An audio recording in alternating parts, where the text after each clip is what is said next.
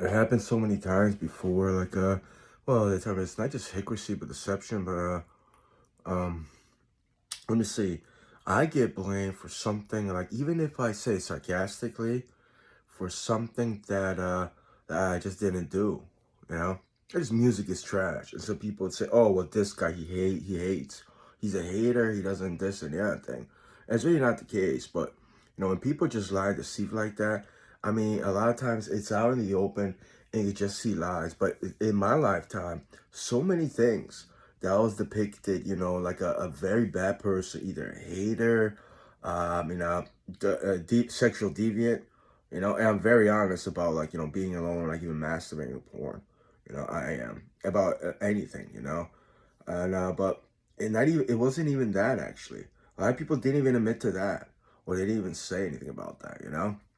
Like I'm the one that will laugh at myself. But the times I didn't laugh at myself, I was just mentally suppressed. I mean, how to explain it from a psychological terms. I had multiple post-traumatic disorders as a child. I had a stigma over my head, like but when people say, I was that phrase. There's a chip on your shoulder.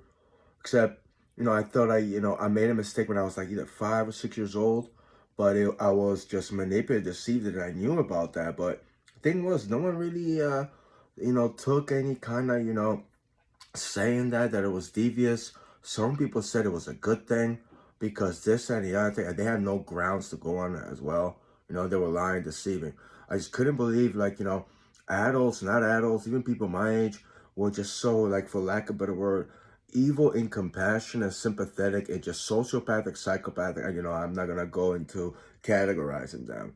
And it's just like, and I used to use the phrase, well, a million people can't be wrong, but they surely can, especially when they want to, especially when they want to. So this is like, one of those videos that is, on the downside, but this is true. It's not just what's going on with me right now, but it is.